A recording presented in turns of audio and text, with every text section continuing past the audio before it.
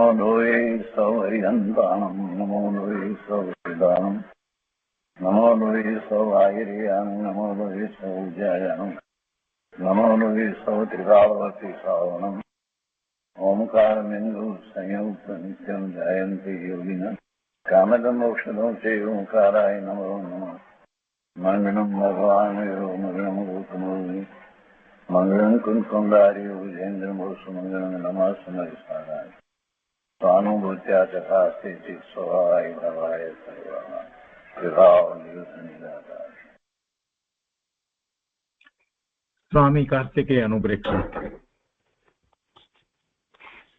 शुभचंद्राचार्य भगवान ની ટીકા તથા પંડિત જયચંદજી છાબડા ના ટીકા અને ભાવાર્થ સહિત આપણે સ્વામી કાર્તિકેય અનુપ્રેક્ષાનો સ્વાધ્યાય કરી રહ્યા છીએ અને એમાંથી પૂજ્ય ગુરુદેવ કાંજી સ્વામી આપણને ઘણું અધ્યાત્મ સમજાવી રહ્યા છે. અત્યારે લોક ભાવનાનું સ્વરૂપ ચાલે છે અને એમાં ગાથા 264 ચાલે છે. ગાથા 264 આપણે વાંચનમાં લીધી છે અને હવે એ ગાથા ઉપર પૂજ્ય ગુરુદેવ કાંજી સ્વામીએ જે વિસ્તાર કર્યો છે તે આપણે લઈએ. તે પહેલા સહેજ ગાથાનું પુનરાવર્તન કરીએ. 264મી ગાથામાં એમ કહે છે કે પદાર્થ નાના એટલે અનેક પ્રકારના ધર્મોથી યુક્ત છે, તો પણ તેને કોઈ એક ધર્મરૂપ કહેવામાં આવે છે. અનેક ધર્મ છે છતાં પણ કોઈ એક ધર્મ રૂપ કહેવામાં આવે છે, કારણ કે એક ધર્મની જ્યાં વિવક્ષા કરવામાં આવે ત્યાં તે જ ધર્મને કહેવામાં આવે છે, પણ બાકીના સર્વ ધર્મની વિવક્ષા કરવામાં આવતી નથી. પણ બધા ધર્મ બીજા બધા ધર્મ પણ એ વખતે રહ્યા છે. તો એનો વિસ્તાર કરતા પૂજ્ય ગુરુદેવ આપણને સમજાવે છે. સ્વામી કાર્તિકેય અનુપ્રેક્ષા પ્રવચન ભાગ પહેલો, પાના નંબર 418. ગુરુદેવ કહે છે કે વસ્તુ સત છે, વસ્તુ છે એટલે હોવાપણે છે એટલે વસ્તુ સત છે એમ કહ્યું ત્યારે પોતાના દ્રવ્ય ક્ષેત્ર કાળ ભાવની વિવક્ષા કરવામાં આવે છે. પોતાના દ્રવ્ય ક્ષેત્ર કાળ ભાવથી એ કહેવામાં આવ્યું છે અને તે વખતે પરના દ્રવ્ય ક્ષેત્ર કાળ ભાવથી અસતપણું છે અને તે ધર્મની ગૌણતા છે. કયા ધર્મની ગૌણતા છે? કયો ધર્મ? તો કે પરથી નથી એવો ધર્મ, પરથી અસતપણાનો ધર્મ. પરના દ્રવ્ય ક્ષેત્ર કાળ ભાવથી પોતાનું અસ્તિત્વ નથી એ નાસ્તિત્વ ધર્મ, એ ધર્મની ગૌણતા છે. અને અસ્તિત્વ ધર્મ પોતાના દ્રવ્ય ક્ષેત્ર કાળ ભાવથી છે તો એની વિવક્ષા કરવામાં આવે છે. એ વખતે વસ્તુ સત છે, સ્વથી સત છે અને એ જ વખતે પરથી જે અસતપણું કહ્યું, પરથી નાસ્તિત્વ કહ્યું એટલે કે પરના દ્રવ્ય ક્ષેત્ર કાળ ભાવથી અસતપણ કહ્યું તો એ ધર્મ એની ગૌણતા છે. પણ એમ નથી કે ધર્મ નથી. વસ્તુમાં તો સતપણું અને અસતપણું બંને ધર્મો એક સાથે છે, પણ નય તેમાં એક ધર્મની મુખ્યતા કરી અને વસ્તુને જાણે છે. ભાવાર્થમાં કહે છે જેમ જીવ વસ્તુમાં અસ્તિત્વ, નાસ્તિત્વ, નિત્યત્વ, અનિત્યત્વ, એકત્વ, અનેકત્વ, ચેતનત્વ, અમૂર્તત્વ આદિ અનેક ધર્મ છે, તે બધામાંથી કોઈ એક ધર્મની વિવક્ષાથી કહેવામાં આવે કે જીવ ચેતનત્વ જ છે, જીવ ચેતનત્વ જ છે, એમ એક ધર્મની મુખ્યતાથી કહેવામાં આવે છે. તો ત્યાં અન્ય ધર્મની વિવક્ષા નથી કરી, પણ તેથી એમ ન જાણવું કે બીજા બધા ધર્મો છે જ નહીં, બીજા અન્ય ધર્મોનો અભાવ છે એમ કહેવાનો આશય નથી. એક ધર્મની વિવક્ષાથી વાત કરવામાં આવી, ચેતનત્વ જ છે. કેમ કે અહીંયા પ્રયોજન એ છે એટલા માટે ગુરુદેવ કહે છે કે ત્યાં અન્ય ધર્મની વિવક્ષા નથી કરી, પણ તેથી એમ ન જાણવું કે અન્ય ધર્મોનો અભાવ છે, પરંતુ અહીં તો પ્રયોજનના આશ્રયથી તેના કોઈ એક ધર્મને મુખ્ય કરીને કહે છે. પ્રયોજનવશ પ્રયોજન આપણું બીજા દ્રવ્યોથી અને જીવ દ્રવ્યને જુદું પાડવું છે. એટલે ચેતનત્વ જે છે એને લઈ એની મુખ્યતાથી વાત કરવામાં આવી. પણ એનો અર્થ એમ નથી કે બીજા ધર્મો ત્યાં નથી, એને અન્યનો અભાવ છે બીજા ધર્મનો, એવો અર્થ થતો નથી. પણ પ્રયોજન એવું છે તો પ્રયોજનના આશ્રયથી તેના કોઈ એક ધર્મને મુખ્ય કરીને કહે છે. અન્યની અહીં વિવક્ષા નથી એમ સમજવું, પણ છે ખરા, એની વિવક્ષા નથી. અહીંયા એનો વિચાર કર્યો નથી, એનો વિસ્તાર કર્યો નથી, એને ગૌણ રાખ્યો છે. આગળ કહે છે કે વસ્તુ સ્વરૂપના ભાનપૂર્વકની આ 12 ભાવનાઓ છે તે સંવરના પ્રકારમાં આવે છે. આ વાત પહેલા પણ ગુરુદેવે કરી છે કે આ 12 ભાવનાઓ છે એ સંવરનો પ્રકાર છે. એને સાચી રીતે સમજી અને જીવ એ રીતે પ્રવર્તે છે તો સંવર થાય છે, એટલે કે આશ્રવ રોકાય છે.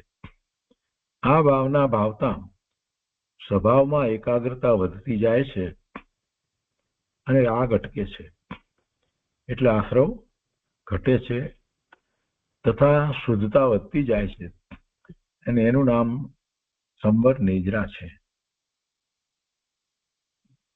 જીવ વસ્તુમાં દરેક વસ્તુમાં પોતાથી અસ્તિત્વ ધર્મ છે. દરેક વસ્તુમાં હોવાપણું છે, જીવને પણ છે, પૂતગલને પણ છે, ધર્માસ્તિકાય અધર્માસ્તિકાય બધાને પોતાના અસ્તિત્વ છે, એટલે એનું હોવાપણું છે. એટલે કે છે કે જીવ વસ્તુમાં તેમજ દરેક વસ્તુમાં પોતાથી અસ્તિત્વ ધર્મ છે, પરથી નાસ્તિત્વ છે. દ્રવ્ય અપેક્ષાએ એકપણું છે, અને ગુણ પર્યાય નો વિચાર કરીએ તો એ અપેક્ષાએ એ ભેદ પણ છે. અસ્તિત્વ છે તેમાં સ્વથી અસ્તિત્વ છે, પરથી નાસ્તિત્વ છે. અને દ્રવ્ય અપેક્ષાએ વિચાર કરીએ તો એકપણું છે, અને ગુણ પર્યાય વગેરે ભેદની અપેક્ષાએ અનેકપણું પણ છે. એટલે એકપણું અને અનેકપણું પણ છે, અસ્તિ અને નાસ્તિ છે. જીવમાં ચેતનપણું છે, અને અન્ય 5 દ્રવ્યોમાં અચેતનપણું છે. જીવમાં અમૂર્તપણું છે, અને બીજા 4 દ્રવ્યોમાં પણ એવું અમૂર્તપણું છે.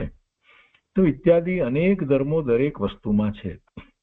પણ કોઈ એક ધર્મની મુખ્યતાથી વાત કરવામાં આવતી હોય ત્યારે બીજા ધર્મો નથી એમ ન સમજવું.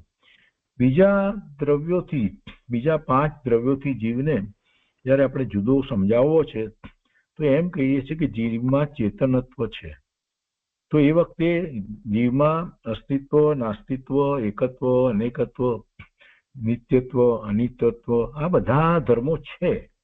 પણ પેલો એક ચેતન ગુણ લીધો અને ચેતનત્વની વાત કરી એટલે બીજા 5માં નથી એમ એને જુદો પડાયો. તો એ પ્રયોજન એ વખતે એવું હતું કે બીજા 5થી એને જુદો પાડવો.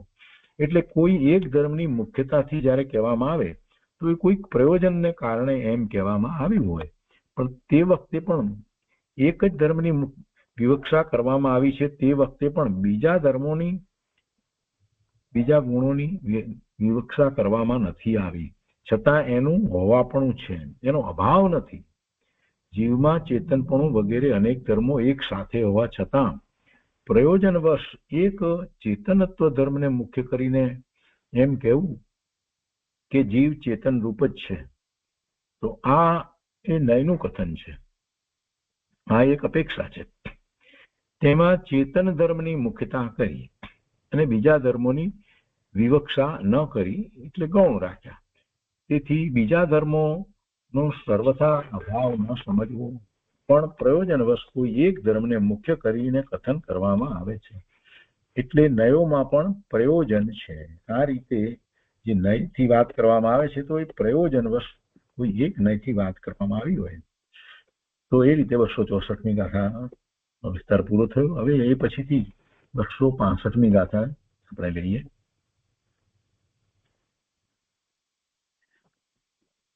બસો 65મી ગાથા ઉપોદઘાતમાં કહે છે કે હવે વસ્તુના ધર્મને, તેના વાચક શબ્દને તથા તેના જ્ઞાનને નય કહે છે. જો નયને જ સમજાવી રહ્યા છે આચાર્ય ભગવાન. શ્રુત જ્ઞાનની વાત આવી, શ્રુત જ્ઞાનમાં નય પડે છે અને એ નયની વાત સમજાવે છે, અનેકાંતની વાત સમજાવે છે, પ્રમાણ જ્ઞાનની વાત સમજાવે છે. તો હવે નયને વધારે સમજાવતા કહે છે કે વસ્તુના ધર્મને, તેના વાચક શબ્દને તથા તેના જ્ઞાનને, એ ત્રણેયને નય કહે છે. વસ્તુનો ધર્મ, એ ધર્મને જણાવનારો વાચક શબ્દ, જે વાચક શબ્દ દ્વારા એ વસ્તુ ધર્મ આપણને ખ્યાલમાં આવે એ એનું વાચ્ય, તથા તેના જ્ઞાનને નય કહે છે. જ્ઞાન છે એ તો મુખ્ય વસ્તુ છે. આ નય છે તે શું છે? જ્ઞાનનો અંશ છે. જ્ઞાનનો અંશ છે.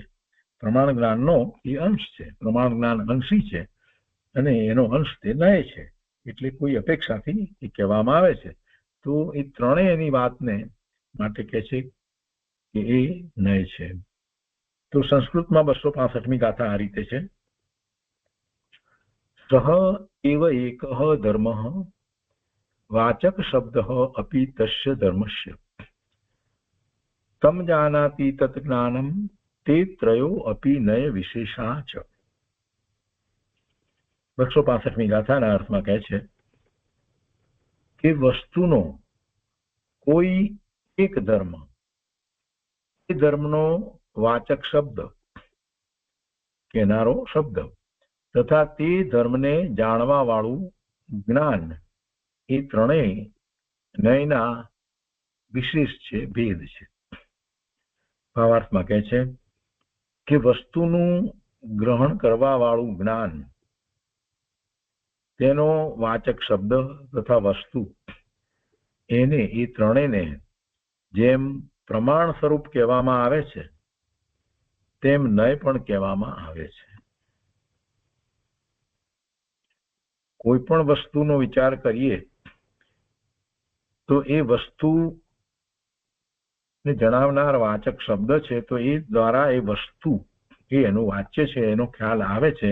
એટલે એમ વસ્તુનું ગ્રહણ કરવા વાળું એ જ્ઞાન છે. વાચક શબ્દ દ્વારા આપણે એનું જ્ઞાન કરીએ છીએ એટલે એનો વાચક શબ્દ છે. અને જે જ્ઞાન કરીએ છીએ એ વસ્તુનું જ્ઞાન કરીએ છીએ અને એમાં એ વસ્તુને જણાવનારો જે શબ્દ જે છે એ વાચક શબ્દ છે. એટલે જ્ઞાન અને વાચક શબ્દ બે થયા. અને વસ્તુ અને મૂળ વસ્તુ, વસ્તુ છે એનું જ્ઞાન કરીએ છીએ અને એ જ્ઞાન વાચક શબ્દ દ્વારા કરીએ છીએ. એટલે ત્રણ વાત આવે તો એ પ્રમાણની વાત થઈ, એ પ્રમાણ સ્વરૂપ કહેવામાં આવ્યું. તો એ જ રીતે નયમાં પણ એમ જ છે. નયની અંદર પણ જ્યારે એક ધર્મની વાત કરવામાં આવે, વસ્તુના એક ધર્મ, તો એ ધર્મનું નામ છે, એ વાચક દ્વારા એ ધર્મને આપણે જાણીએ છીએ અને એ ધર્મ દ્વારા જે આપણે જ્ઞાન કરીએ છીએ. તો એ ત્રણ, તો એ રીતે ત્યાં વાત લીધી છે. એટલે ભાવાર્થમાં અહીંયા આપણને વધારે સહેલું પડે એટલા માટે એમ લીધું કે પ્રમાણની વાત લીધી.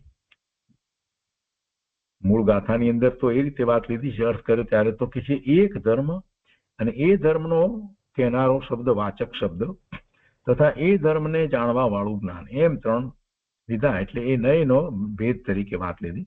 ભાવાર્થમાં તો ફક્ત એ સમજાવવું છે એટલા માટે એ રીતે વાત લીધી કે આખી વસ્તુ, એ વસ્તુને ગ્રહણ કરવા વાળું જ્ઞાન, એનો એક ધર્મ એમ નથી લીધું, પણ વસ્તુને ગ્રહણ કરવા વાળું જ્ઞાન, તો એ જ્ઞાન ને જણાવનારો વાચક શબ્દ, એટલે વસ્તુને જણાવનાર વાચક શબ્દ, જ્ઞાન એનો વાચક શબ્દ તથા એ વસ્તુ જેના દ્વારા આપણે વાચક શબ્દ દ્વારા વસ્તુને જાણીએ છીએ.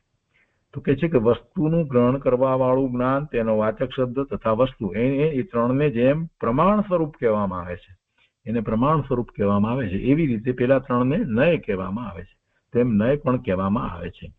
હવે વસ્તુના એક જ ધર્મને ગ્રહણ કરે એવા એક નય જ્ઞાનને મિથ્યાત્વ શા માટે કહેવામાં આવે છે, તો એની વાત પછી આગળ આવે છે 265ની અંદર.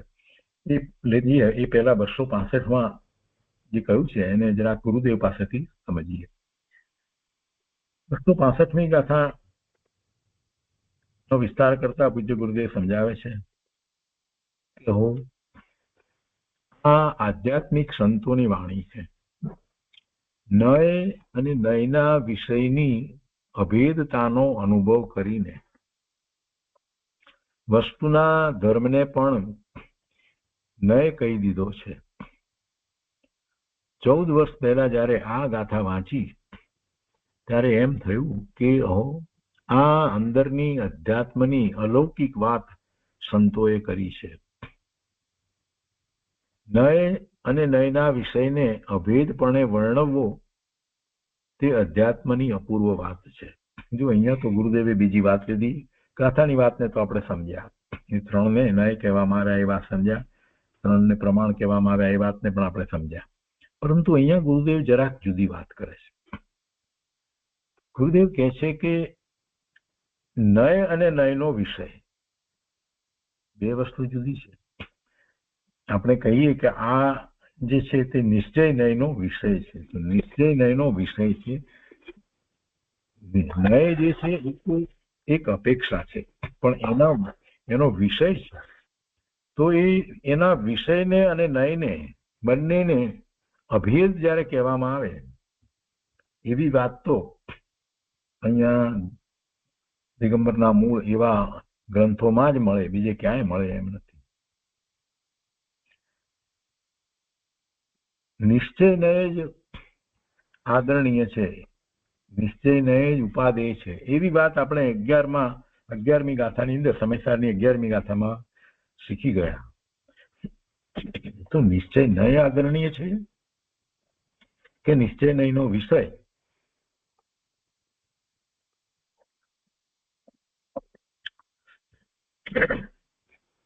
નિશ્ચય નયનો વિષય એટલે ત્રિકાળી સ્વરૂપ, એ નિશ્ચય નયનો વિષય છે,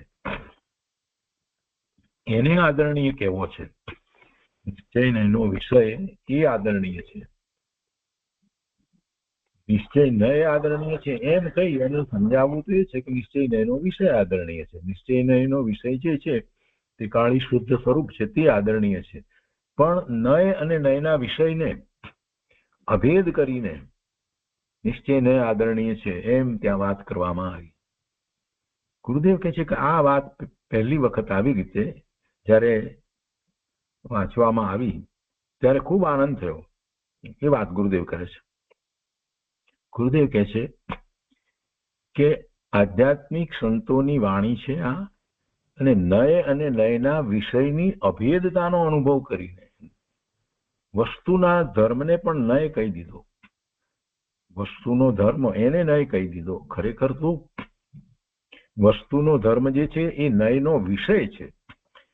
14 વર્ષ પહેલા જ્યારે આ ગાથા વાંચી ત્યારે એમ થયું કે આ અંદરની અધ્યાત્મની અલૌકિક વાત સંતોએ કરી છે. નય અને નયના વિષયને અભેદપણે વર્ણવવો તે અધ્યાત્મની અપૂર્વ વાત છે. સમયસારમાં પણ અભેદના અનુભવ અપેક્ષાએ નય અને નયના વિષયને અભેદ કરીને કહે છે કે નિશ્ચય નય આશ્રિત મુનિવરો પ્રાપ્તિ કરે નિર્વાણની. નિશ્ચય નયને આશ્રય કે નિશ્ચય નયનો વિષય ત્રિકાળી શુદ્ધ સ્વરૂપ, એના આશ્રય નિર્વાણની પ્રાપ્તિ કરે છે. નિર્વાણની પ્રાપ્તિ શેના આશ્રય કરે છે? નિશ્ચય નયનો વિષય જે શુદ્ધ સ્વરૂપ એ નિશ્ચય નયનો વિષય છે. ત્રિકાળી શુદ્ધ સ્વરૂપ જે છે એમ કહેવું એ નિશ્ચય નયથી કહેવાય. અને જે દરેક સમયે જે પલટે છે તો કે છે કે વ્યવહાર નયનો વિષય થઈ ગયો, એ પર્યાય થઈ. તો એ તો વિષય છે. તો આ જે નિશ્ચય નયનો વિષય જે છે એ તો ત્રિકાળી શુદ્ધ સ્વરૂપ ને એના આશ્રય મુનિવરો નિર્વાણની પ્રાપ્તિ કરે એમ કહેવું તો છે. પણ નિશ્ચય નયનો વિષય જે છે જે ત્રિકાળી શુદ્ધ સ્વરૂપ, એને જ નિશ્ચય નય કહી દીધો. એને જ નિશ્ચય નય કહી દીધો. એટલે નય અને એનો વિષય એ બેને અભેદ કરી અને વાત કહેવામાં આવી. આ અધ્યાત્મની આવી અપૂર્વ વાત ગુરુદેવ કહે છે કે જ્યારે વાંચી ત્યારે ખૂબ આનંદ થયો.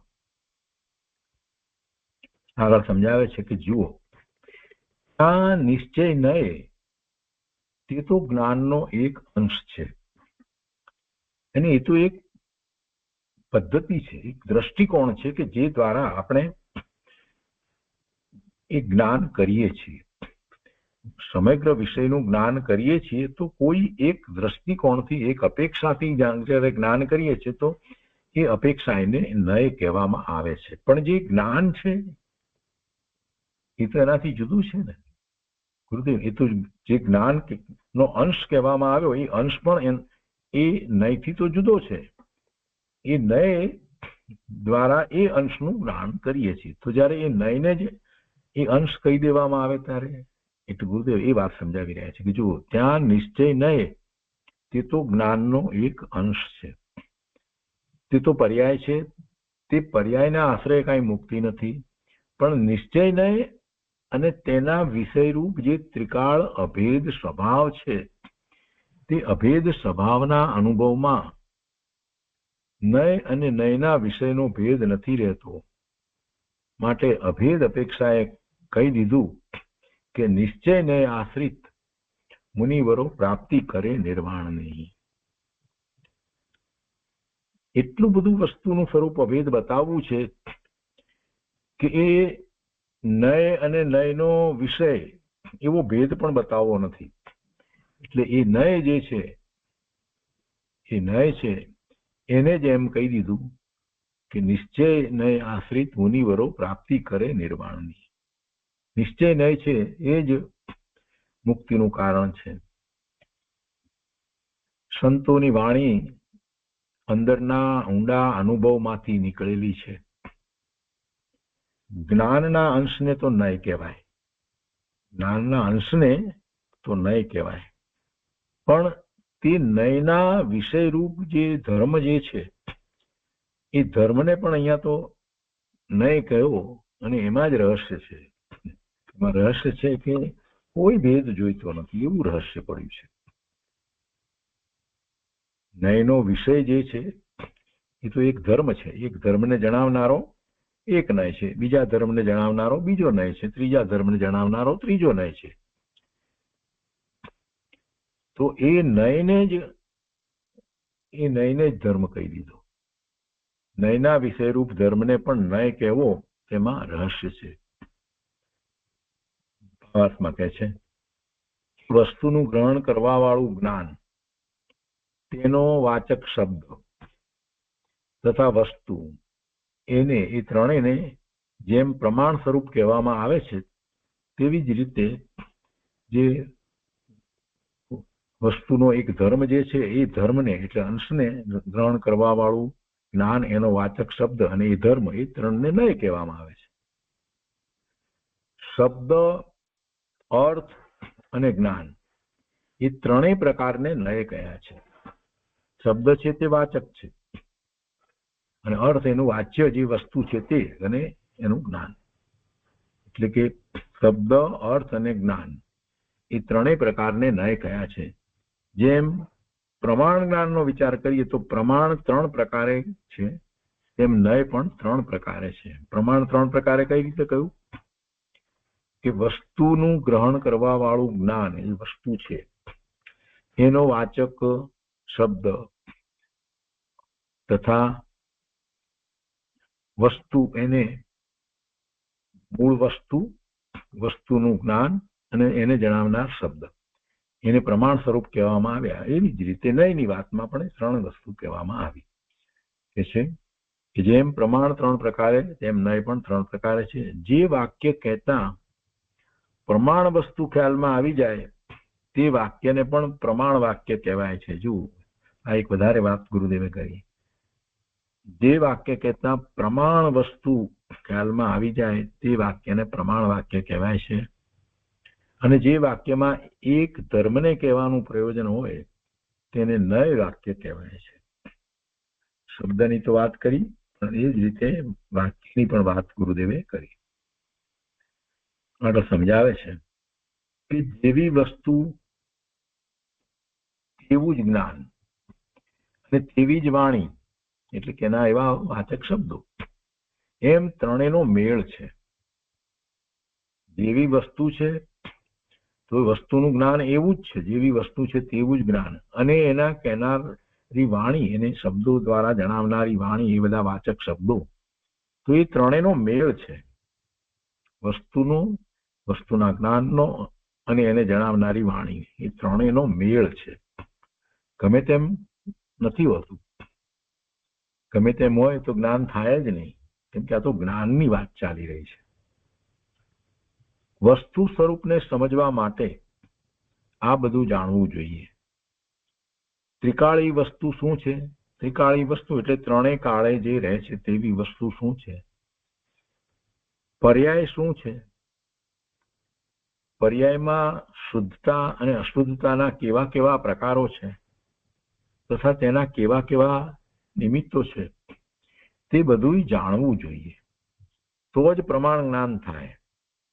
અને પ્રમાણ વાળાને જ નય હોય છે. પ્રમાણ જ્ઞાનથી જાણે એટલે એ અનેક અંશને જાણે છે, એટલે નયથી જાણે છે. દ્રવ્ય દ્રષ્ટિ હોય ત્યાં પણ આવું પ્રમાણ જ્ઞાન ભેગું જ હોય છે. ગુરુદેવે આ વાત એટલા માટે લીધી કે કોઈને એમ થાય કે દ્રવ્ય દ્રષ્ટિ કરીએ એટલે એક નયથી આપણે જાણીએ છીએ, તો પછી બીજા નય પણ સાથે છે. પ્રમાણ જ્ઞાન ભેગું જ છે. બીજા નયને ત્યાં ગૌણ કરીને રાખ્યા છે. ગુરુદેવ એટલા માટે કહે છે કે દ્રવ્ય દ્રષ્ટિ હોય ત્યાં પણ આવું પ્રમાણ જ્ઞાન ભેગું જ હોય છે. જેને દ્રવ્ય દ્રષ્ટિ પ્રગટી અને અરાગી મુનિ દશા પ્રગટી, રાગ વગરની મુનિ દશા જેને પ્રગટી, દ્રવ્યની દ્રષ્ટિ કરતા, પોતાના ત્રિકાળી શુદ્ધ સ્વરૂપની દ્રષ્ટિ કરતા એને એવી અંતરમાં મુનિ દશા પ્રગટ થઈ, અરાગી મુનિ દશા પ્રગટ થઈ, તેને તે મુનિ દશામાં વસ્ત્ર આદિ તો હોય જ નહીં, પણ અધકર્મી કે ઉદ્દેશિક આહારનો વિકલ્પ પણ હોતો નથી. અધકર્મ એટલે કે જે એને ન શોભે એવા કાર્યનો વિકલ્પ પણ ન હોય ને ઉદ્દેશિક એટલે એને માટે બનાવેલો આહાર એનો પણ વિકલ્પ હોતો નથી. વસ્ત્ર પણ હોય નહીં, વસ્ત્ર આદિનો પણ વિકલ્પ ન હોય, અધકર્મનો પણ વિકલ્પ ન હોય, ઉદ્દેશિક આહારનો પણ વિકલ્પ હોતો નથી. હવે એની સાથે એનો વિકલ્પ તો ન હોય, પણ એવા નિમિત્ત પણ ન હોય એમ કે છે. અને નિમિત્ત તરીકે પણ એવો આહાર પણ છૂટી ગયો હોય, વસ્ત્ર પણ છૂટી ગયા હોય. આ તો મૂળ વસ્તુને જે ઉદાહરણ તરીકે લઈ અને સમજાવ્યું. તો એ જ પ્રમાણે જે સમ્યક દ્રષ્ટિ છે, તો તેને મિથ્યાત્વના નિમિત્ત રૂપ કુદેવ, કુગુરુ, કુશાસ્ત્રનો ત્યાગ થઈ ગયો છે. જેને જે જાતનો રાગ છૂટ્યો તેને તે જાતના નિમિત્તો પણ છૂટી જાય છે. અને આ પ્રમાણે પર્યાયના નિમિત્ત નૈમિતિક સંબંધને પણ બરાબર જાણવો જોઈએ. અહીંયા સમજાવવું તો ફક્ત એટલું છે ગુરુદેવને કે બધું જાણવું જોઈએ. દરેક નયની વાત જાણવી જોઈએ. એટલે પર્યાય છે તો એને પણ જેમ છે તેમ જાણવી જોઈએ. તો નય દ્વારા, પ્રમાણ દ્વારા વસ્તુ સ્વરૂપને જાણવામાં આવે. અનેક નય દ્વારા જાણવામાં આવે એને પ્રમાણ જ્ઞાન કહેવાય. તો પર્યાયને પણ જાણવી જોઈએ અને વસ્તુને પણ જાણવી જોઈએ. અને પર્યાયની વાત કરતા એમ છે કે પર્યાય જ્યારે થઈ, તો નવી પર્યાય થઈ, તો એ વખતે શું નિમિત્ત હતું? કેમ કે પર્યાય તો નૈમિતિક છે, તો એ નિમિત્ત અને નૈમિતિક એના સંબંધને પણ જાણવો જોઈએ. ત્યારે ખરેખર પર્યાયને આપણે બરાબર જાણીએ છીએ. આપણે એમ કહીએ કે ઘડાની પર્યાય, ઘડો થયો એ પર્યાય છે ને, માટીની પર્યાય છે ને, તો ઘડાને આપણે ક્યારે જાણીએ છીએ?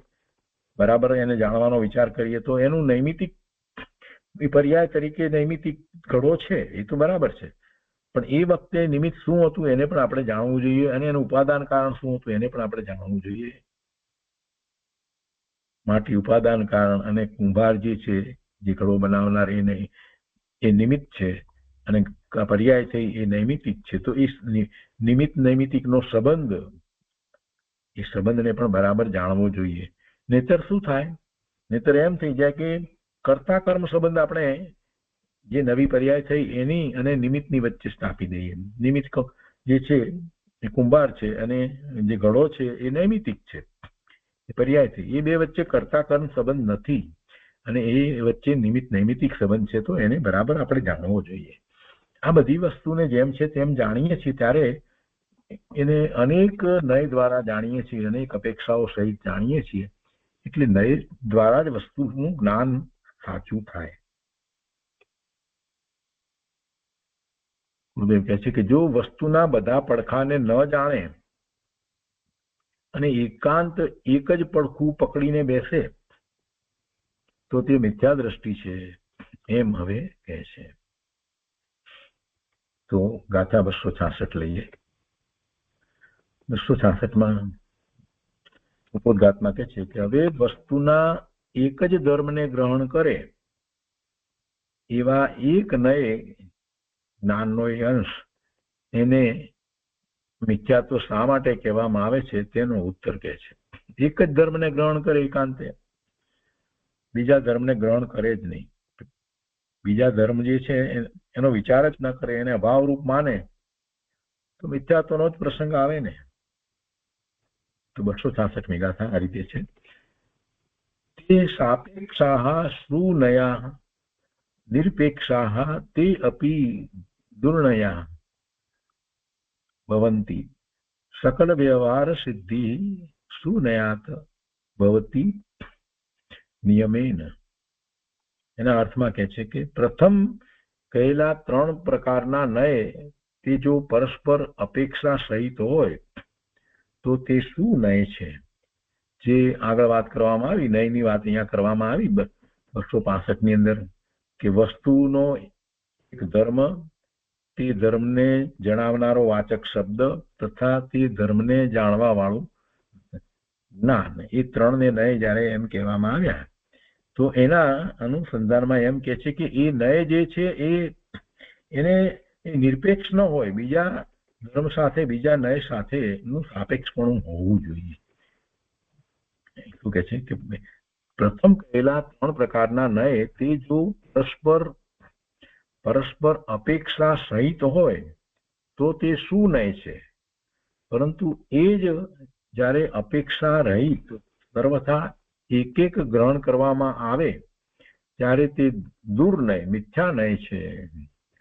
સુનયોથી સર્વ વ્યવહારની વસ્તુના સ્વરૂપની સિદ્ધિ થાય છે. અહીંયા કહે છે કે પ્રથમ કહેલા 3 પ્રકારના નય તે જો પરસ્પર અપેક્ષા સહિત હોય તો તે શું નય છે? અહીંયા તો એ જે 3 બતાવ્યા એમાં પણ એનો સંબંધ જે છે એકબીજાની અપેક્ષા સહિતની વાત લીધી છે, તો એમાં એ સંબંધ બતાવ્યો છે કે જે વાચક શબ્દ જે છે એને જ જણાવનારો હોય, વાચક શબ્દ જુદો હોય અને બીજી વસ્તુ જુદી હોય એમ ન હોય. એટલે ગુરુદેવે કહ્યું ને 3નો મેળ હોય, એ 3નો મેળ કહેવામાં આવ્યો ને, તો એ મેળ ન હોય તો પછી નય ક્યાંથી થયો? શું નય કહેવાય નહીં, કું નય કહેવાય.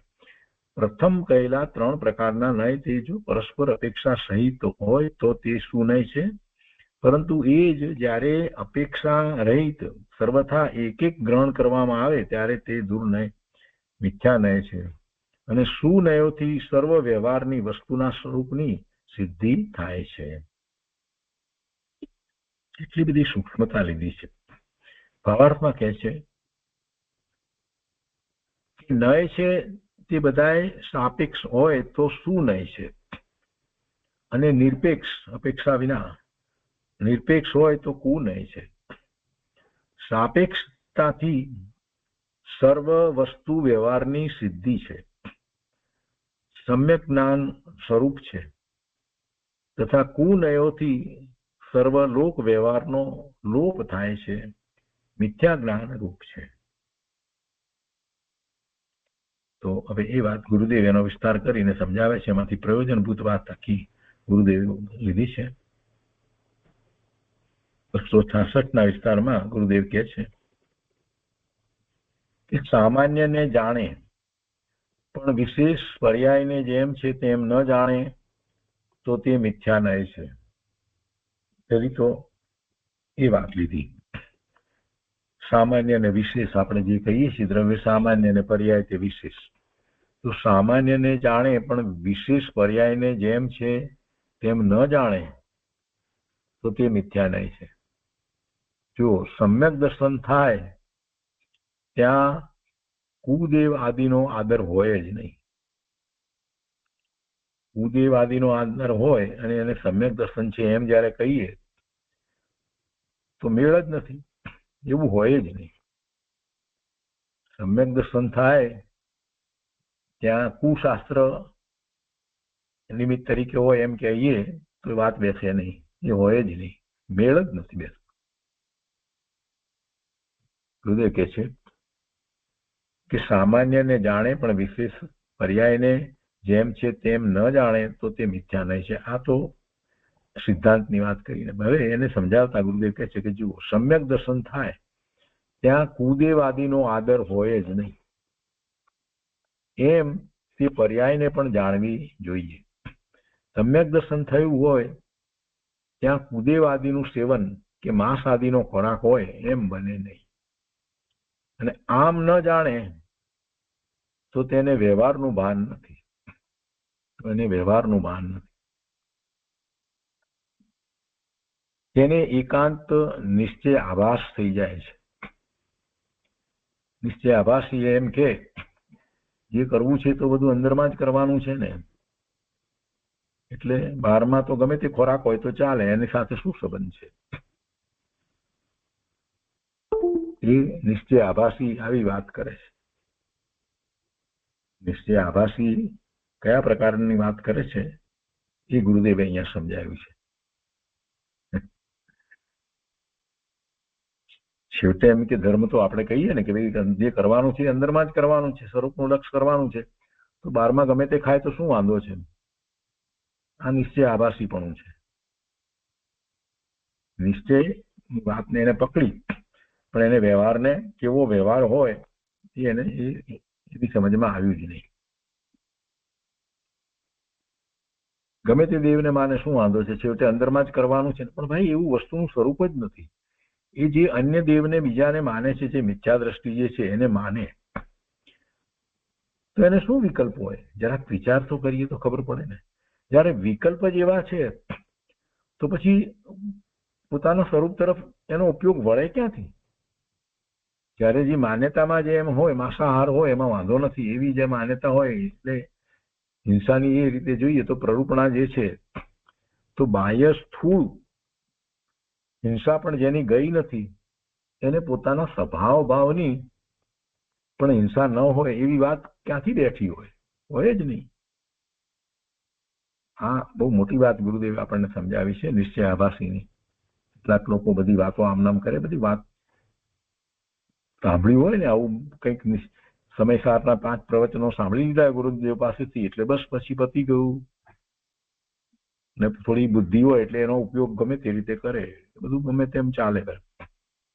અરે એવી વસ્તુ નથી. અત્યારે વર્તમાનમાં આ બધી બાબત ઉપર ધ્યાન આપવામાં આવતું નથી ને આપણા જ ભાઈઓ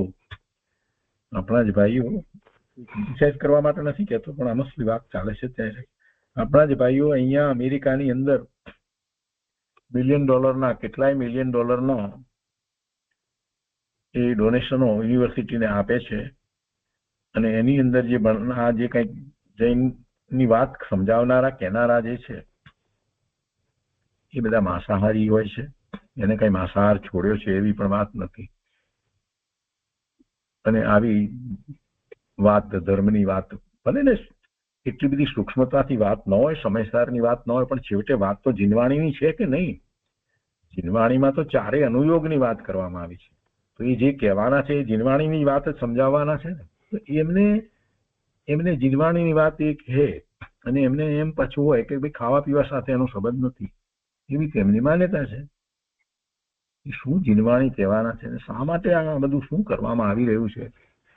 જીનવાણીનો વિચાર જ નથી કરવામાં આવ્યો. ભાઈ જીનવાણી જે છે એમાં 4 અનુયોગની વાત કરવામાં આવી છે અને 4 અનુયોગનું તાત્પર્ય વિતરાગતા છે. તો વિતરાગતાની પૂર્વે સામાન્ય આચાર વિચાર પણ બરાબર ન હોય અને એ પ્રોફેસર એ જીનવાણી ભણાવે છે. કોઈ અપેક્ષાથી જૈનની કોઈક વાતને કહે છે, સમજી શકીએ છીએ આપણે કે એમાં દ્રવ્યાનુયોગ એ નહીં ભણાવતો હોય, બરાબર સમજીએ, પણ જે પણ ભણાવે છે છેવટે તો એનો આધાર તો જીનવાણી છે ને. આ કેવી રીતે ચાલે? કેવી રીતે ચાલે? એમને તો કાંઈ વાત અંદરમાં બેસતી નથી પ્રભુ. અને આવું તો એવું જે ડોનેશન આપવાની બાબતમાં જે વચ્ચે મધ્યસ્થી હતા એવા આપણા બહુ જ જાણીતા ભાઈએ મને વાત કરી કે એમણે એ પ્રોફેસર સાથે વાત કરી કે ભાઈ જ્યારે અમે આ વાત કરીએ છીએ તો ભાઈ એમાં એમ કે તમે નોનવેજ ન ખાઓ એ વાત.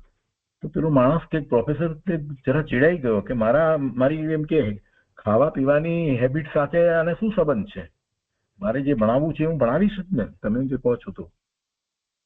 અને એના કરતા વધારે મોટી વાત તો એ છે કે યુનિવર્સિટીમાં આપણા બહુ જ હોશિયાર જે ઇંગ્લિશમાં પણ આ ધર્મની વાત, મૂળ ધર્મની વાતને સારી રીતે સમજ્યા છે એવા, અને જે ઇંગ્લિશમાં પણ એટલી જ સારી રીતે વાતને સમજાવી શકે છે, એને માત્ર કાયમ માટે ભણાવવા માટે નહીં, પરંતુ અમુક વખતે એવા કે અમારા લેક્ચર ગોઠવવામાં આવે યુનિવર્સિટીમાં તો કે ના, તમે એ માટે ક્વોલિફાય નથી થતા, તમારી પાસે ભણાવવા માટેની ડિગ્રી નથી, તમે એન્જિનિયર છો. કોઈ વાત સમજમાં આવતી નથી. જે સત્ય કહી શકે છે એને કહેવા નથી દેવું, અને જેને કોઈ આચરણ નથી એ આ રીતે ભણાવે છે. અને આપણા ભાઈઓ, જૈન ભાઈઓ અહીંયા હોંશે કેટલા $1 મિલિયન આપી દીધા છે, કેટલી બધી યુનિવર્સિટીની અંદર ચેર કરી છે અને કંઈક કર્યું છે ને. અને હમણાં એ પાછું રોજે રોજ કંઈક ને કંઈક વર્ષમાં 2-3 વખત આવું આવ્યા જ કરે છે. એટલે ખૂબ દુઃખ થાય છે. અહીંયા કે છે ગુરુદેવ કહે છે કે સમ્યક દર્શન થાય ત્યાં કુળદેવ આદિનો આદર હોય જ નહીં. એમ તે પર્યાયને પણ જાણવી જોઈએ કે આ સમ્યક દર્શનની પર્યાય થઈ છે ત્યારે શું હોય, સાથે વ્યવહાર કેવો હોય એ પણ સાથે જાણવું જોઈએ. સમ્યક દર્શન થયું હોય ત્યાં કુળદેવ આદિનું સેવન કે માંસ આદિનો ખોરાક હોય એમ બને નહીં. આમ ન જાણે તો તેને વ્યવહારનું ભાન નથી, અને તેને એકાંતે નિશ્ચયની વાતને પકડી છે એટલે નિશ્ચય આભાસ છે. તેને એકાંત નિશ્ચય આભાસ થઈ જાય છે. નયનું જ્ઞાન બીજા પડખાની અપેક્ષા સહિત હોય છે. નયનું જ્ઞાન બીજા પડખાની અપેક્ષા સહિત હોય છે. વાણીમાં એક ધર્મ કયો તે વખતે બીજો ધર્મની અપેક્ષા, એટલે બીજા ધર્મની અપેક્ષા સહિતનું તે કથન છે. આત્મા શુદ્ધ ભગવાન જેવો છે એમ કહ્યું તે દ્રવ્ય દ્રષ્ટિ કરાવવાના પ્રયોજનથી કહ્યું છે, પણ તે જ વખતે પર્યાયમાં અશુદ્ધતા છે તેની અપેક્ષા સહિતનું તે કથન છે. એ એકાંતે કથન નથી. જો એકાંતે કથન હોય કે હું સિદ્ધ સમાન શુદ્ધ ભગવાન છું તો પછી મારે કાંઈ કરવાનું રહેતું જ નથી. એ એકાંતે કથન નથી, એની સાથે અપેક્ષા છે. આ તો દ્રવ્ય અપેક્ષાએ વાત કરવામાં આવી, પણ પર્યાય અપેક્ષાએ મારામાં અશુદ્ધિ છે એટલે બીજી અપેક્ષા સહિત એ કથન છે. બીજી અપેક્ષાને કાઢી નાખો ના, એમ વસ્તુ સ્વરૂપ નથી. એમ નયોની વાત કરવામાં નથી આવી. અહીંયા નયની મુખ્યતાથી વાત કરે છે ને, એટલે કહે છે કે નયનું જ્ઞાન બીજા પડખાની અપેક્ષા સહિત હોય છે. વાણીમાં એક ધર્મ કયો તે વખતે બીજા ધર્મની અપેક્ષા સહિતનું તે કથન છે. આત્મા શુદ્ધ ભગવાન જેવો છે એમ કહ્યું, સિદ્ધ સમાન છે, શુદ્ધ છે એમ કહ્યું તે દ્રવ્ય દ્રષ્ટિ કરાવવાના પ્રયોજનથી કહ્યું છે, પણ તે જ વખતે પર્યાયમાં અશુદ્ધતા છે તેની અપેક્ષા સહિતનું તે કથન છે. જો પર્યાયની અપેક્ષા છોડી અને સર્વથા એકાંત કથનને પકડી લે તો તેને નિશ્ચય અને વ્યવહારનું જ્ઞાન નથી. બંને નયનું જ્ઞાન નથી. નિશ્ચય નય અને વ્યવહાર નય, બંને નયનું એને યથાર્થ જ્ઞાન નથી. એમાં નિશ્ચય નયની જ માત્ર વાત કરે છે અને વ્યવહાર નયને ઉડાડે છે તો એ નિશ્ચય આભાસી કહેવાય. સાચું નિશ્ચયનું જ્ઞાન જેને છે, નિશ્ચય નયના વિષયનું જ્ઞાન છે, એને સાથે એ જ સમયે વ્યવહાર નયના વિષયભૂત બધું જ જ્ઞાન હોવું જોઈએ. એટલે તેને નિશ્ચય પણ ખોટો છે. જો એને વ્યવહારનું જ્ઞાન નથી, વ્યવહાર નયથી જે બધું કહેવામાં આવે છે તો એનું એને જ્ઞાન નથી, તો એનો નિશ્ચય નય પણ ખોટો છે. નિશ્ચય આભાસી છે, એ આભાસ માત્ર છે. અને વ્યવહાર પણ પછી ખોટો છે. પછી એનો વ્યવહાર ક્યાંથી સાચો? વ્યવહારનું તો એને ભાન નથી. ગુરુદેવ કહે છે કે વ્યવહારની અપેક્ષા વગરનો નિશ્ચય હોય નહીં. બહુ સરસ વાત મૂકી છે. વ્યવહારની અપેક્ષા વગરનો નિશ્ચય હોય નહીં. તમે સાર એ પ્રવચન સાર આ બધા જે છે દ્રવ્યાનું યોગના ગ્રંથ જે છે નિશ્ચય પ્રધાન ગ્રંથ છે, એટલે નિશ્ચયની મુખ્યતાથી વાત કરી છે. તો એનો અર્થ એવો નથી કે વ્યવહાર હોતો જ નથી, વ્યવહારને ઉડાડ્યો છે, એમ વાત નથી. કેટલાય લોકો આ વાતને સમજ્યા નહીં, એટલે ગમે તેમ ગુરુદેવ વિશે વાત કરતા હતા કે ત્યાં તો કોઈ વ્યવહારની તો વાત જ કરતા નથી, આમ તેમ બધું. પણ વિષય ચાલી રહ્યો છે સમયસારનો, અને એ નિશ્ચયની પ્રધાનતાથી જ્યારે કથનો સૂક્ષ્મતાથી સમજાવી રહ્યા હોય તો ત્યાં પછી ગુરુદેવ વચમાં એ વાત ક્યાંથી લાવે? અને છતાંય ગુરુદેવ હંમેશા કહે કે આ બધું જે છે આ નિશ્ચયની મુખ્યતાથી કથન કર્યું છે, ત્યારે પણ વ્યવહારનો લોપ નથી કરવામાં. વ્યવહાર હોય છે, વ્યવહાર એવો જ હોય છે, પણ એ વ્યવહાર જે છે એ વ્યવહાર છે એ મુક્તિનું કારણ નથી. એવો સાથે વ્યવહાર હોય છે એમ કરીને તો દરેક વખતે વાત કરી છે, છતાં એ લોકોએ વિરોધ કર્યા, સમજ્યા નહીં. એટલે એમને તો બસ એકલો વ્યવહાર જ જોઈતો હતો કે દયા કરો, દાન વ્રત તપની વાત કરો, એ તો કઈ વાત કરતા જ નથી. પણ જે વિષય ચાલતો એની વાત આવે ને, શાસ્ત્ર જેવું હોય તો પછી. પણ એ વખતે કઈ વ્યવહારને ઉડાડ્યો છે એવી તો વાત હતી નહીં, સાથે વ્યવહાર હોય છે એમ જ વાત ગુરુદેવે લીધી છે. ગુરુદેવ કહે છે કે વ્યવહારની અપેક્ષા વગરનો નિશ્ચય હોય નહીં. અહીંયા પણ કહે છે અને નિશ્ચય વિનાનો વ્યવહાર હોય નહીં. આ બીજા બધા જે લઈને બેઠા છે વ્યવહારની વાત પહેલા કરો પછી નિશ્ચયની વાત, એમ નથી હોતું. એ ભાઈ વ્યવહાર જ ખોટો કહેવાય. નિશ્ચય હોય નહીં તો વ્યવહાર ક્યાંથી આવ્યો? નિશ્ચય વિનાનો વ્યવહાર હોય નહીં. બંને નહીંથી, નિશ્ચય નહીંથી અને વ્યવહાર નહીંથી વસ્તુ સ્વરૂપને જ્યારે જાણવામાં આવે ત્યારે પ્રમાણ જ્ઞાન કહેવાય છે. આવી વાત છે. વિતરાગ માર્ગમાં અહીંયા કે છે વિતરાગ માર્ગમાં બંને નહીંથી વસ્તુ સ્વરૂપનું જ્ઞાન કરવામાં આવે છે. વિતરાગ માર્ગમાં બંનેને જેમ છે તેમ જાણવા જોઈએ, અને તો જ જ્ઞાન પ્રમાણ થાય છે, તે સિવાય ધર્મ થતો નથી.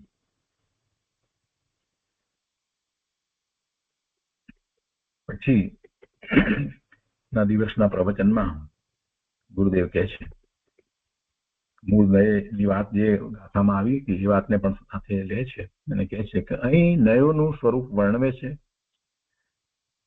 જ્ઞાનથી આત્માને જાણીને શાંતિ અને સુખ દશા પ્રગટે તે ધર્મ છે. આત્માને આપણે જ્ઞાન દ્વારા જાણીએ છીએ અને જ્ઞાન દ્વારા આત્માને જેમ છે તેમ જાણી અને એ જ જ્ઞાન દ્વારા આત્માને અનુભવીએ છીએ. પહેલા તો એ દ્રવ્યશ્રુત દ્વારા માહિતી તરીકે આત્માની માહિતી પ્રાપ્ત કરીએ છીએ, એમ જાણીએ છીએ, અને પછી એ વસ્તુ અનુભવની છે માટે એ અનુભવ કરીએ છીએ પણ જ્ઞાન દ્વારા જ કરીએ છીએ. એટલે એમ જ્ઞાનથી આત્માને જાણીને શાંતિ અને સુખ દશા પ્રગટે તે ધર્મ છે. તે જ્ઞાનની 5 પર્યાયો છે: મતિ, શ્રુત, અવધિ, મન, પર્ય અને કેવળ. તેમાંથી શ્રુત જ્ઞાનમાં નયો હોય છે. નય તે જૈન દર્શનની ખાસ વસ્તુ છે, બીજા અન્ય મતની અંદર આ વાત છે જ નહીં. નય તે જૈન દર્શનની ખાસ વસ્તુ છે. લક્ષણ, પ્રમાણ, નય અને નિક્ષેપ તે પદાર્થોને જાણવાના ઉપાય છે. આ કોઈ પણ પદાર્થનું જ્ઞાન કરવા જાણવા માટેના ઉપાયમાં શું છે? તો વસ્તુને આપણે નય દ્વારા જાણીએ, નિક્ષેપ શું છે એના દ્વારા જાણીએ, પ્રમાણ શું છે અને એના લક્ષણ દ્વારા જાણીએ છીએ. વસ્તુનું લક્ષણ શું છે, તેને જાણનારું જ્ઞાન શું છે, તે જ્ઞાનના પડખા કેવા હોય છે, અને વસ્તુમાં જે ભાવ કહેવામાં આવે છે તે તેનો ત્રિકાળી ભાવ છે કે ક્ષણિક ભાવ છે, એટલે પર્યાય છે કે ભૂત ભવિષ્યની પર્યાયની અપેક્ષા એ કથન છે, તે બધું સમજવું જોઈએ. 6 દ્રવ્યોનું ભિન્ન ભિન્ન લક્ષણ પહેલા કહેવાઈ ગયું છે. તેના દ્રવ્ય, ગુણ, પર્યાયને યથાર્થ જાણવા તે પ્રમાણ છે. વસ્તુના એક ધર્મને મુખ્યપણે ગ્રહણ કરે એવા શ્રુત જ્ઞાનના અંશને નય કહે છે, અને તે નય બીજા નયોની અપેક્ષા સહિત હોય તો જ શું નય છે. જો બીજા નયોથી સર્વથા નિરપેક્ષ હોય તો તે કુનય છે. નિશ્ચયને માને પણ પર્યાયમાં વ્યવહાર છે તેને ન માને તો તે કુનય છે. તથા એકલા વ્યવહારના આશ્રયથી જ ધર્મ માને અને નિશ્ચય સ્વભાવને જાણે નહીં તો તે પણ કુનય એટલે કે મિથ્યા નય છે. ગુરુદેવ કહે છે, જો એક વાર એમ કહેવાય કે કોઈ દ્રવ્ય બીજા દ્રવ્યને કાંઈ કરી શકતું નથી. અહીંયા ઉદાહરણ આપ્યા છે, જરાક શાંતિથી સમજવા જેવા ઉદાહરણ છે. એ છે કે એક વાર એમ કહેવાય કે કોઈ દ્રવ્ય બીજા દ્રવ્યને કાંઈ કરી શકતું નથી. વળી નૈગમ નયથી એમ પણ કહે કે શરીર જીવની ઈચ્છાથી ચાલ્યું, અથવા તો ક્રોધના નિમિત્ત રૂપ જળ વસ્તુને પણ નૈગમ નયથી ક્રોધ કહે છે. તો એ પ્રમાણે નયના કથનને જેમ છે તેમ સમજવું જોઈએ.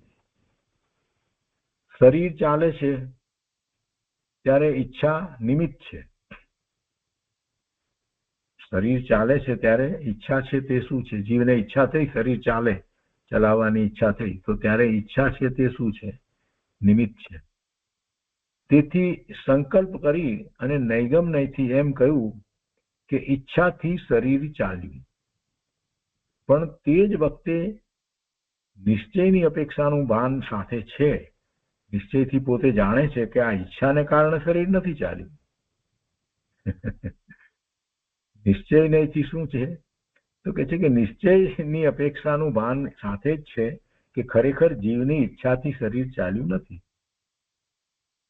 પણ એ ઈચ્છાપૂર્વક શરીર ચાલ્યું એવું પણ કહેવાય છે. ગુરુદેવ કહે છે કે એ જે નયથી જે વાત કરવામાં આવી એ વાતને એ નયથી એને સમજવી જોઈએ. સાથે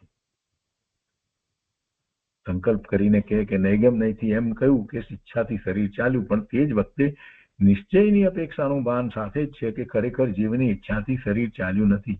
તો આવા નિશ્ચયની અપેક્ષા વગરનો એકલો નૈગમ નય હોય તો તે મિથ્યા છે. એટલે પેલું નિશ્ચયથી જે ભાન ન હોય કે ખરેખર તો એ શરીર જે ચાલ્યું એ જીવની ઈચ્છાથી નથી ચાલ્યું. નિશ્ચયથી તો વસ્તુનું સ્વરૂપ એવું જ છે કે શરીર શરીરના કારણે ચાલ્યું છે. એનું ભાન ન હોય અને એકલા નૈગમ નયનું રાખે કે ઈચ્છાથી શરીર ચાલ્યું, તો એ નય કેવો કહેવાય? એ વાત કેવી કહેવાય? ખોટું કહેવાય, મિથ્યા છે. અને નિશ્ચયની સાથે નિમિત્ત નૈમિતિક સંબંધનું જ્ઞાન પણ ન હોય તો તે પણ એકાંત હોવાથી મિથ્યા છે. નિમિત્ત છે અને એ કરતા નથી, નિમિત્ત તરીકે છે. એ નિમિત્ત કઈ કરતા થતું નથી. એને નૈમિતિક સાથેનો એનો સંબંધ કર્તા કર્મનો સંબંધ નથી, કર્તા અને કાર્યનો સંબંધ નથી, પરંતુ નિમિત્ત નૈમિતિકનો સંબંધ છે. તો એનું પણ સાથે એ જ રીતે જ્ઞાન હોવું જોઈએ. એમ ન હોય અને એકાંતે માની લે કે કોઈએ આને ચલાવ્યો, કોઈએ આને ફેરવ્યું, આ બધું જે છે માની લે, તો પરનું કરતા પણ જે નિમિત્ત હતો એને કરતા બનાવી દે, તો પણ એમાં મિથ્યાત્વનો પ્રસંગ આવે. એટલે નિશ્ચયથી જે વસ્તુ સ્વરૂપ છે એને પણ માનવું જોઈએ.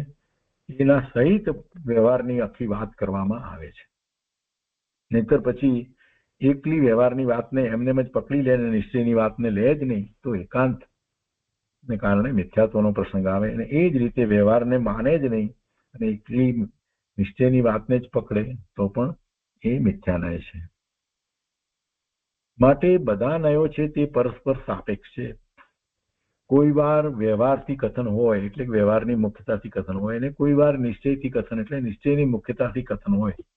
પણ ત્યાં વસ્તુ સ્થિતિનું લક્ષ્ય રાખીને જે અપેક્ષા હોય તે જાણવી જોઈએ. નય જ્ઞાન તો યથાર્થ વસ્તુ સ્વરૂપના નિર્ણયનું કારણ છે. આ રીતે જાણવામાં આવે ત્યારે જ વસ્તુનો યથાર્થ નિર્ણય થાય, નહીતર વસ્તુ સ્વરૂપનો યથાર્થ નિર્ણય ન થાય. માટે અનેક નય દ્વારા વસ્તુ સ્વરૂપને આપણે જાણીએ છીએ. નય જ્ઞાન તો યથાર્થ વસ્તુ સ્વરૂપના નિર્ણયનું કારણ છે. નયોનું જ્ઞાન ન કરે અને સર્વથા એક જ પડખું પકડી બેસે તો તે મિથ્યા જ્ઞાન છે. એક વાર કહે કે પરથી કાંઈ લાભ થાય નહીં, વળી પાછો એમ કે ભગવાનની પ્રતિમાના દર્શન પૂજન નો ઉપદેશ આવે એટલે પછી એમાં એ કહે છે કે એનાથી એના પાપ ધોવાઈ જાય એમ પણ બોલે. પણ એમાં નય અપેક્ષા સમજવી જોઈએ, કઈ અપેક્ષાથી કહેવાય છે. બંનેમાં જ્યાં જે નયની અપેક્ષા છે તે સમજવી જોઈએ. શરીરની ક્રિયા આત્મા કરી શકે નહીં એમ નિશ્ચય નય કહે, અને વળી એમ કથન આવે કે જોઈને ચાલવું. સમિતિમાં આવે ને જોઈને ચાલવું, ઈર્યા સમિતિ. હવે જોઈને ચાલવું ક્યાં વાત રહી? ચાલવે છે તો શરીરની ક્રિયા આત્મા કરી શકતો નથી, તો શું સમજવાનું? બંને નયને સાથે રાખવાનું. નિશ્ચય નયથી વસ્તુ સ્વરૂપ એવું છે કે આત્મા શરીરની ક્રિયા નથી કરતો, અને વ્યવહારથી એમ કહેવામાં આવે જોઈને ચાલવું. ત્યાં શરીરની ક્રિયા આત્મા કરે એમ બતાવવું નથી. એમ જયારે કહ્યું કે જોઈને ચાલવું એવું કહ્યું ત્યારે શરીરની ક્રિયા આત્મા કરે એમ બતાવવું નથી, પણ ત્યાં પ્રમાદ ભાવ ન થવા દેવો તે માટેનું કથન છે. પ્રમાદ ભાવ ન થવા દેવો એ માટેનું કથન છે. એમ નયોથી બરાબર સમજવું જોઈએ. અને એ જે કંઈ કહેવામાં આવ્યું છે, જે નયથી કહેવામાં આવ્યું છે એની પાછળનું પ્રયોજન છે. પ્રયોજન શું છે? તો કે ભાઈ ચાલતી વખતે પ્રમાદ ભાવ ન થવો જોઈએ, જેથી કરીને હિંસા ન થાય. અને ત્યાં પછી એ નિશ્ચયની વાત પકડીને બેસી જાય કે એક જીવ બીજા જીવને મારી શકતો જ નથી, હિંસા થતી જ નથી, તો ભાઈ તારો એ પ્રમાદ છે. એમ નથી, બંને વાતને સાથે રાખવાની છે. અપેક્ષાઓ જુદી જુદી અપેક્ષાથી જુદી જુદી વાત કરવામાં આવી છે, પણ એ બધા સાપેક્ષપણે છે. એમ નયોથી બરાબર સમજવું જોઈએ. જય દવલામાં કહે છે કે ક્રોધ આદિ કસાયો કર્મથી જ થાય છે. હવે એ રીતે વાત કરી છે, પણ શું નિમિત્ત કારણ છે આપણે જાણીએ છીએ. ત્યાં નૈગમ્યના આરોપથી કથન છે, વળી ત્યાં રુજુસૂત્ર નયથી કહે કે કસાય પારિણામિક ભાવે છે. જયારે થાય ત્યારે જ થયો ને, એટલે પારિણામિક. રુજુસૂત્ર નયથી કહેવાયો એટલે પારિણામિક ભાવે છે. એ નયનું કથન પકડી બેસે અને બીજો નય છે એની અપેક્ષા સર્વથા છોડી દે તો અજ્ઞાન છે. જો કોઈ શાસ્ત્ર મિથ્યા દ્રષ્ટિને દયાના શુભ પરિણામથી પરિત સંસાર થવાનું મનાવે તો તે નય જ નથી પણ મિથ્યાત્વ છે. પણ એમ સાથે વાત આવે કે એ વખતે એને શુભ પરિણામ પણ હોય છે. નિશ્ચયથી જે પોતે પોતાના સ્વરૂપમાં એકાગ્રતાનો પુરુષાર્થ કરે તેને શુભ ભાવ વગેરે હોય છે, દયા વગેરેના ભાવ પણ હોય છે. ગુરુદેવ કહે છે કે ચિદાનંદ દ્રવ્ય સ્વભાવની દ્રષ્ટિથી જ સંસારનો નાશ થાય છે, તેને બદલે સ્વભાવના ભાન વગર એકલા શુભ રાગથી કે દાન આદિના ભાવથી પરિત સંસાર થવાનું કહેતા હોય તો તે મિથ્યા દ્રષ્ટિનું કથન છે. તેના કથનમાં નય લાગુ પડે નહીં. ખરેખર તો પછી નય શું કહેવું એમાં?